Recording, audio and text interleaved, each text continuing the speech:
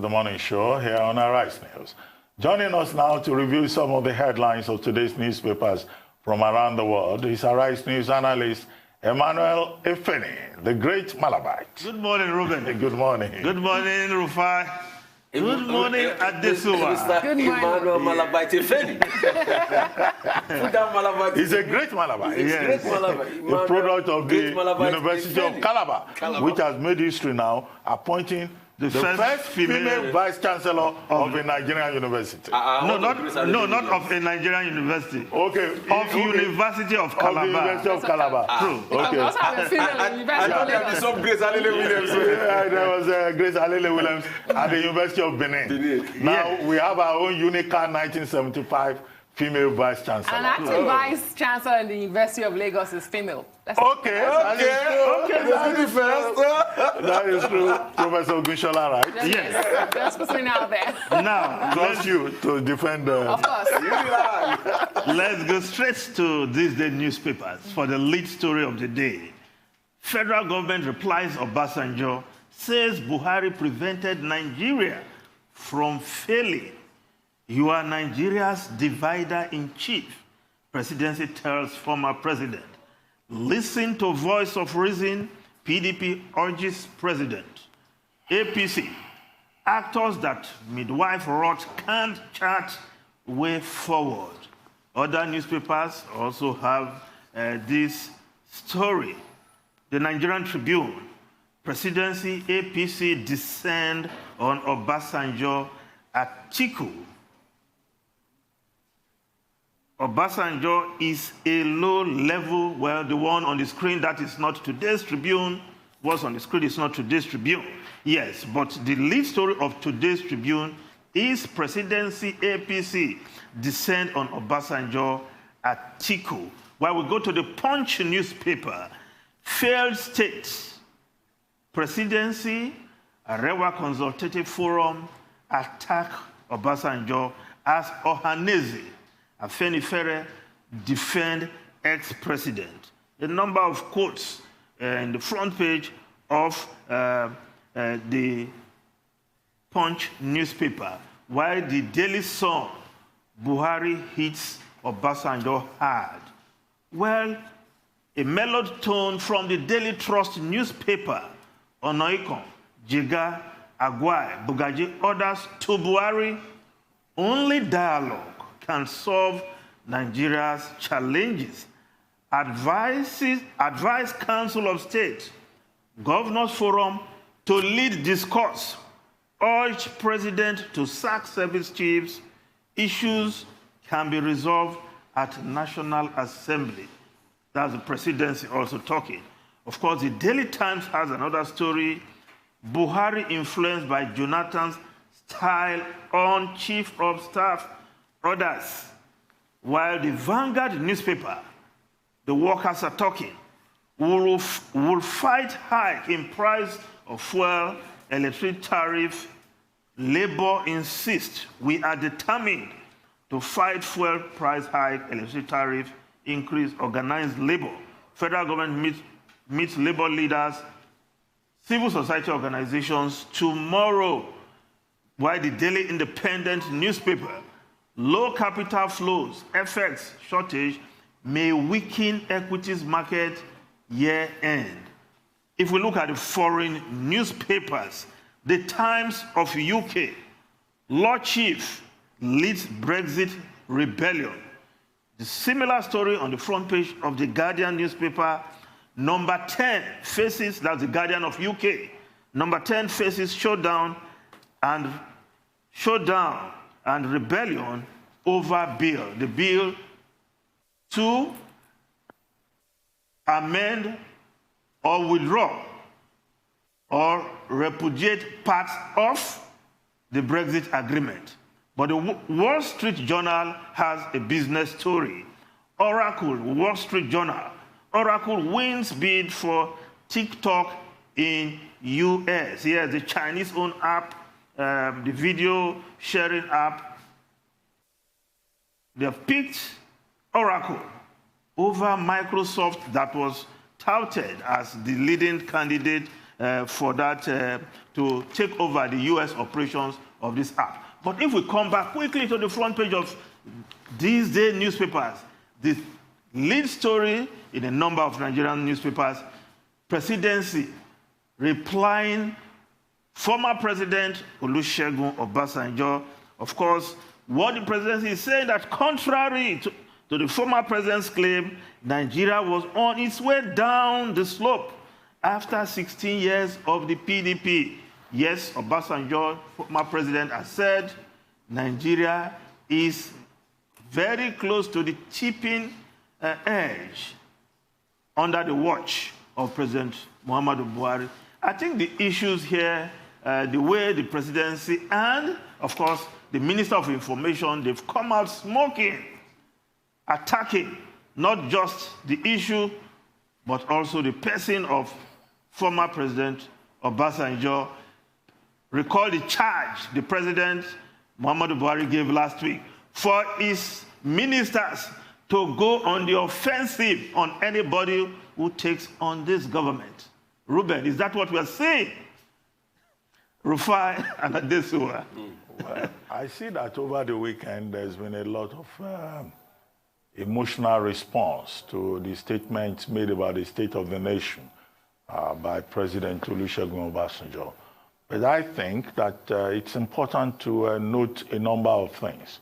One is that President Obasanjo has been very consistent out of office in his criticisms of the successor or the successive administrations of Nigeria. That is, when I use the word successor, I mean after him. Yes.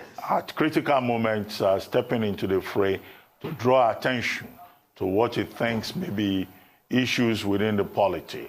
And he has consistently made State of the Nation statements. Now, whether that is acceptable to the government of the day or not has always been very controversial.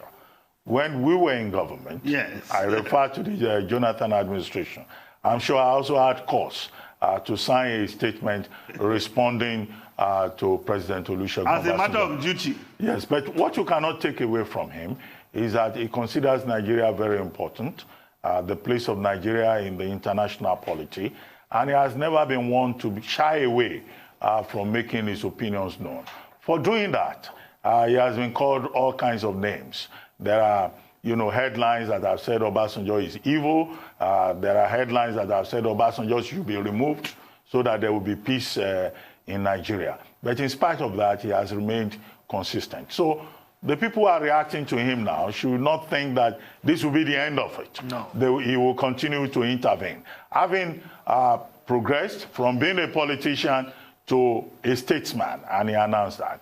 Now, I think it's more important to look at the substance of his statement. He made that statement that has now become the issue at a forum involving ethnic nationalities, representatives, thinking about the future of Nigeria. And what did he say? Nigeria being a failed state, Nigeria being a fragile state. If you look at reports that are available online, it's the same thing that the international community assessing Nigeria has said. It's not as if he has said anything new. So, and even in his statement, he was calling for unity. He was calling for cohesion. He was talking about thinking ahead. What do we do in 2023? I think it's better to respond to the issues rather than to take the position of name-calling that I see that spokespersons for government calling him divider-in-chief does not take away from his message. Saying that he doesn't know what he's talking about, nobody will believe that.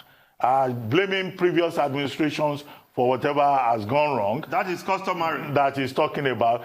Nobody will take that seriously. I think we should interrogate the former president at the level of ideas rather than at the level of emotions. That, to me, is where the issue lies. If I can make a quick point, the basis for voting in a next president or any president anywhere in the world is always a question, is my life today better than 4 years ago? Can we answer that question honestly? Well, we'll take a break and we'll return with more newspaper headlines. Stay with us, Manuel Efeni. We'll be right back.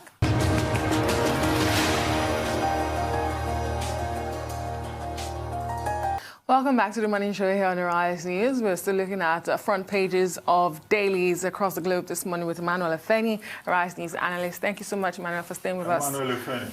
This is why. Yes. If we look at Efeni. it, yes. Efeni, just if you will indulge me. Okay. Because we were on the issue of the intervention by President Olusegun Yes, Obasanjo. still on that subject. Yes, I wanted to say, to repeat what I said earlier, that we should engage former President Olusegun Obasanjo at the level of ideas, rather than at the level of emotions, which is what I see, that is being done from Abuja. Take, for example, the third paragraph of the statement by President Obasanjo. He was talking about hope. He was talking about solutions. And if you indulge me, let me just quickly read from that. He said, with what I have seen, read, and heard from the rapprochement that you are forging together, referring to the social-cultural groups. the groups, I see a ray of hope that Nigeria can be saved from disintegration. If we are ready to live together in understanding, mutual respect, and love with equity, justice, inclusiveness, while engendering a sense of belonging and unity of purpose, and all hands on deck, we can deal with internal issues of terrorism, organized crimes, banditry, kidnapping, human trafficking, drug, money laundering, and corruption. Yes. We will then be able to deal successfully with any incoming attack of terrorism, organized crimes, etc., from outside. Today, that is a sure threat dangling over the heads of all of us, no matter our tribe, religion, geographical location, social standing, age, or gender. Yes. How is that divisive? No, Ruben, you see, I started by saying, is it that the presidency and the government spokespersons are just in that combative mood they were charged to go into just a week ago, that they should go on the offensive? So it's like they are in that mood and they're in that mood. But that is not the only kind of response we're getting to the Obasanjo statement. Because if we look at the Daily Trust newspaper, where the lead story is only dialogue can solve Nigeria's problem. And a group of Nigerians, leaders of thought, you will call them, and they go under the name of Nigerian Working Group on Peacemaking and Governance. What are they saying? They are saying that, look, if we engage in dialogue, we can address the rising insecurity in the country. And they are adding that Nigeria is rapidly approaching a tipping point. And who are these leaders? We are talking of former INEC boss, Atahiru Jega, is one of those who are making this comment.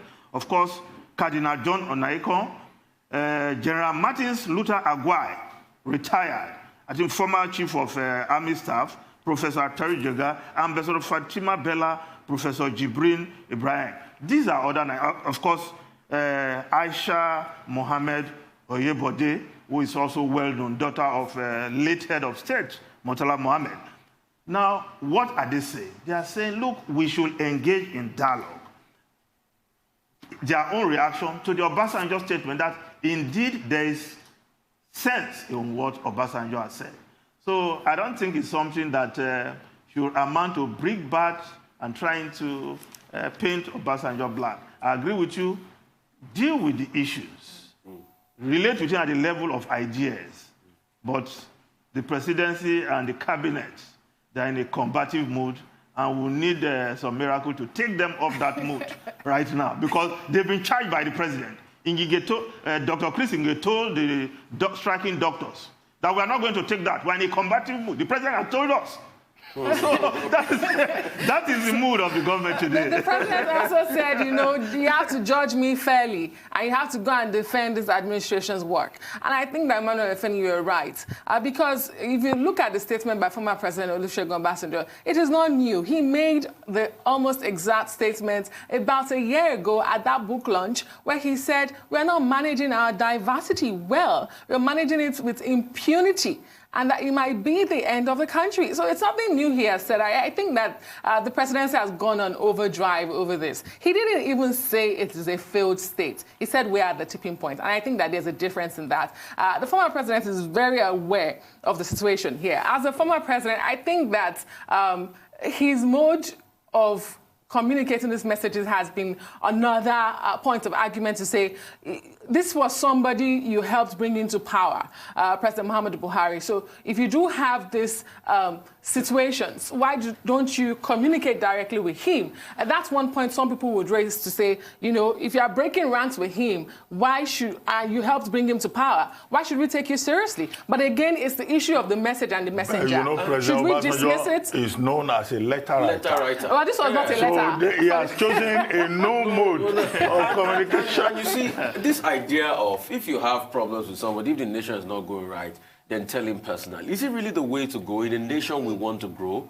Why can't we have a nation where we can, you know, have interesting dialogue of ideas? But we might be wrong across. President Obasanjo is a member of the Council of State. And he's a member of Council of State for that matter. He has direct access to the president. They will tell you where we have dialogues. Why can't you have a country where you say, oh, this is not going right, in my own opinion, rather than the rebuttal, they say, okay, how can we even make security better? So I was even expecting a reaction like, oh, President Obasanjo, please come. You've said some things about the insecurity country. How can we make it better? What can we glean from you? That's the way a nation is supposed to run. And that's why you have all these parties that have been put together in a Council of State. But in a country where everything is just dismissed, is this that we don't even want criticism at all? Okay. Is that what we are saying now? Okay. If I may help to contextualize this, you know, part of the issue with regard to former heads of state or former presidents criticizing an incumbent government is that there seems to be an unwritten code that if you are no longer the incumbent, then you don't criticize the man that is there. Who wrote that code, Dr. Well, no, I said it's unwritten. I said it's unwritten. So for many years, everybody tried to abide by that. And if you look at it internationally, you see that, you know, former presidents, they try to shy away from criticizing the incumbent. And you made the point that if you are a member of the Council of State, then perhaps you have access, and then, of course, you can have even more direct access to the president. But look at the United States that we all use as the model. We have seen President Obama breaking that rule. Yeah. We have seen former presidents, former first ladies breaking that rule and criticizing Obama, criticizing Donald Trump directly. So that's where that comes from. But it should not derogate from the individual's right of expression. Because when you say President Obasanjo should shut up, you are violating his right to the freedom of expression. Dr. Abati, let me even give you another copious example like you stated. The UK. See what happened over the weekend. John Mayor, the former Conservative Prime Minister, and Tony Blair, former Labour Prime Minister, came out to criticize Boris Johnson on this market bill about the EU. So what are we saying? He could have said, oh, John Mayor was my political party. He could have said Tony Blair was from the opposition. But both of them came out to criticize Boris Johnson. And I've not heard a rebuttal by Boris Johnson saying, you don't know what you're saying. Or to call John Major a divider-in-chief. But talking about the United Kingdom, the big issue now is what happens with the EU trade talks. Parliament is going to look at that bill, internal market bill, tomorrow. And we're not sure how the vote is going to go. I think Michael Wilson on Friday was a bit optimistic that the MPs will toe party line. No, Ruben, what the newspapers are reporting, the Guardian of UK, is that there's a rebellion within the Tory party. That's precisely what I'm saying. And they are coming up with a veto bill that will enable them to veto whatever Boris Johnson comes up with. Yeah, so it's going to be an interesting development to see whether or not that internal market bill will be shut down. But if it passes, the EU has already served notice that they will take the UK to the European Court of Justice for violating international law. But what is certain is the January 31st exit of the United Kingdom from the EU. And whether they prepare for an Australian-styled exit, or not, which will mean a no-deal Brexit, and abiding by WTO protocols is something we'll get to know in less than 38 days. And Dr. Abati, you're very apt when you talked about it. You see, this Brexit conundrum shows the need to properly interrogate ideas when they come forward. It's obvious the British people did not properly interrogate the ideas of Brexit. The arguments were wrong. Because leading up to the Brexit vote, they never talked about the possibility of a hard border in Northern Ireland. They never talked about the possibility of a disruption of the Good Friday Agreement. They never talked about the possibility of a long reunification of Ireland if this happens. They never talked about what will be the market basis when they leave. They never talked about the possibility of, a no-deal exit and the likes. So the arguments were something else. Were about the coverture of banana and the likes. It was and it's obvious. To leave or not to leave. Yeah, it was just to leave or not to leave. And it's obvious here. What we're dealing with. It's obvious. The conundrum that we're dealing with is a conundrum of democracy. In a democracy, when people are presented with choices, part of the challenge of democracy is that you can make a good choice or you can make a bad choice. But whatever choice you make, you then live with it and you deal with the consequences, which was Theresa May's position, that the people of the United Kingdom, having made a choice, would have to deal with that choice. And I don't think that that is strange. Yeah. Even in Africa, we have seen how people can go to the polls and make a bad choice, and they live with the consequences. I think democracy. It's all part of democracy. I think that this is even beyond the bigger picture. It's beyond the whole Brexit, conundrum, because a lot of countries are wondering what will be the commitment of the British government to the sanctity of, international contracts. If you sign an agreement, international law, yeah. If you signed into this and, last minute you're withdrawing, and giving exactly, reneging exactly. An agreement already signed. That is something, a lot of countries will be looking at going forward with the British government. Well, the argument is about the United Kingdom and its reputation within the international community. Yes. If the United Kingdom holds itself out as a champion of international diplomacy, then it will create a problem of trust. If it enters into an agreement and then it reneges on that agreement. And that's the argument of people like John Major, people like Tony Blair, Ken Stemmer, and also Jonathan Powell, Tony Blair's former chief of staff, to say that, look, don't present the United Kingdom as a rogue nation. Yeah. But of course, we'll see how Brexit plays out. But we should be more interested, I think, in terms of the implications for our own interests as a country in the Commonwealth that may benefit one way or the other from whatever happens hereafter. I think for me, this just gives due credence to the words of Charles de Gaulle. Politicians will always say they'll build bridges where there are no rivers. Yes, it becomes very dangerous when Britain is expected to negotiate several agreements in the wake of Brexit.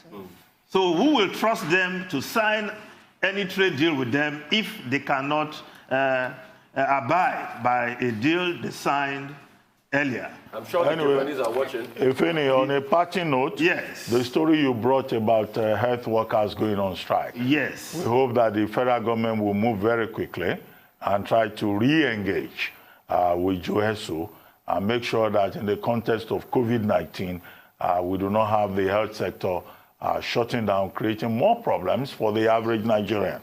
We're talking about hazard allowance in the face of COVID-19. I think it's really scandalous that government officials have not been able to deal with this without creating unnecessary drama on the front pages of Nigerian newspapers. All right, thank you very much, Manuel Feni, and that's all on the news headlines.